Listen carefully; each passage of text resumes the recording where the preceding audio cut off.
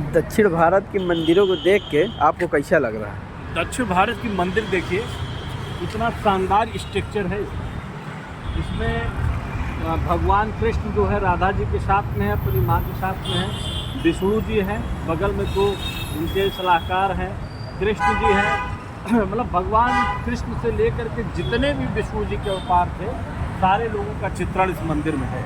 और दक्षिण भारत के मंदिरों में सबसे अच्छी खूबसूरती एक ये है, जैसे हमारे यहाँ आप विंध्याचल में चले जाइए, बनारस पे चले जाइए, आपके पास पैसा है तो आप वीआईपी दर्शन कर लोगे, आपके पास पैसा है तो आपको जल्दी दर्शन मिल जाएगा। लेकिन यहाँ कुछ नहीं है, यहाँ एक सिस्टम है, एक लाइन दर्शन करने वालों की है।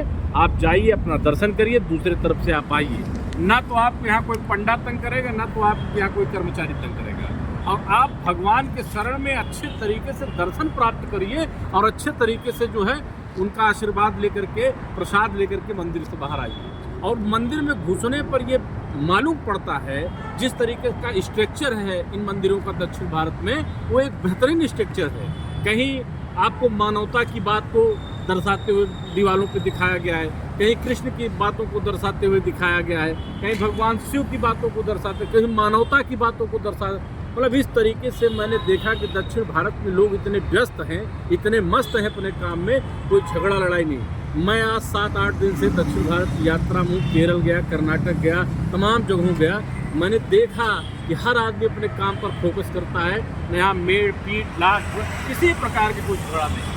इस तरीके से दक्षिण भारत के जो मंदिरों का हमको अनुसरण हुआ, मैं दक्षिण भारत के मंदिरों को देख करके हमारी तबीयत एकदम मस्त हो गई है।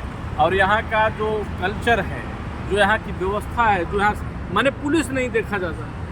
गांव वालों से जब मैंने पूछा कर्नाटक में कि आप यहाँ पुलिस कहाँ, हमारे यहाँ पुलिस जल्दी आती ही नहीं, हमारे यहाँ झगड़ा ही नहीं होता तो जल्दी पुलिस कहाँ से आएगी। कभी कभार जब झगड़ा होता है तो पुलिस आती नहीं, तो हमारे यहाँ पुलिस की कोई ज़रूरत नहीं है। शहरों में भी बहुत पुलिस ज़्यादा नहीं दिखती है। इसलिए भैया दक्षिण भारत मुझे लगता है कि हमारे यूपी से अच्छा संपन्न है और बेहतरीन है।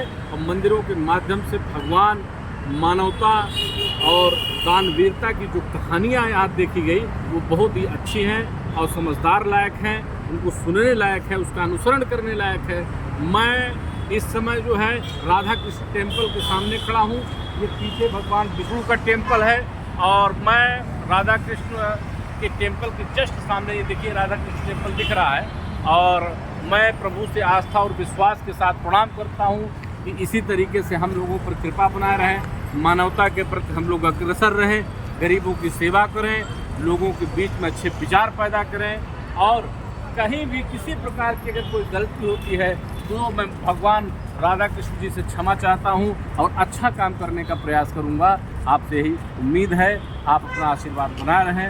हम लोग इसी तरीके से लगन, भाव, श्रद्धा के साथ आपका